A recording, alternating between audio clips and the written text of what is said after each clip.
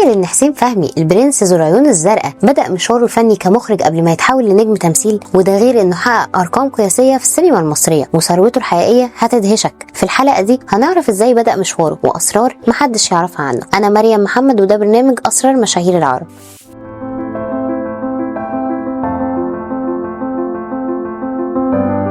حسين فهمي اتولد في القاهرة سنة 1940 لعائلة أرستقراطية، وكان جده محمد باشا فهمي رئيس مجلس الشورى، ووالده محمود باشا فهمي كان سكرتير لمجلس الشورى. درس في المعهد العالي للسينما وتخرج سنة 1963، وبعدها سافر أمريكا عشان يدرس الإخراج في جامعة كاليفورنيا. بعد رجوعه لمصر المخرج حسن الإمام اكتشف موهبته التمثيلية وقدم أول أدواره في فيلم دلال المصرية سنة 1970. حسين فهمي شارك في أكتر من 100 فيلم سينمائي، وده رقم كبير في مشوار أي فنان. حصل على جوائز كتير، منها جائزة أفضل ممثل عن دوره في فيلم الإخوة الأعداء، وجائزة أحسن ممثل من مهرجان بغداد الدولي عن مسرحية أهلا يا بكوات.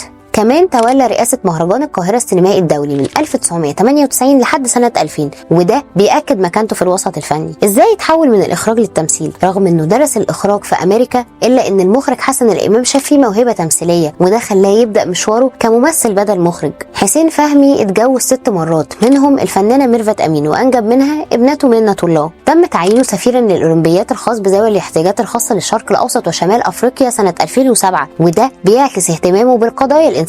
رغم ان حسين فهمي من عائلة أرستقراطية، إلا ان أملاك أسرته تم تأميمها بعد ثورة يوليو 1952، وده أثر على ثروته الشخصية. بالنسبة لأجره مفيش معلومات مؤكدة عن المبالغ اللي بيتقاضاها في أعماله الفنية، لكن نظرا لمكانته الكبيرة في الوسط الفني من المتوقع انه بيتقاضى أجور مرتفعة. فيلم خلي بالك من زوزو، دوره في الفيلم كان علامة فارقة في مشواره وحقق نجاح كبير جدا في السينما المصرية. مسلسل المال والبنون قدم فيه شخصية مميزة، والمسلسل حقق نسب مشاهدة عالية وقت عرضه. رئاسة مهرجان القاهرة السينمائي، توليه رئاسة المهرجان كان دليل على مكانته وتقديره في الوسط الفني. دي كانت حكاية حسين فهمي البرنس اللي بدأ مخرج وبقى نجم تمثيل، واللي أثبت إن الموهبة الحقيقية بتفرض نفسها في أي مجال. إيه أكتر عمل بتحبوه ليه؟ شاركونا في التعليقات، وما تنسوش تعملوا لايك وسبسكرايب عشان يوصلكم كل جديد عن نجوم الفن. أشوفكم الحلقة الجاية.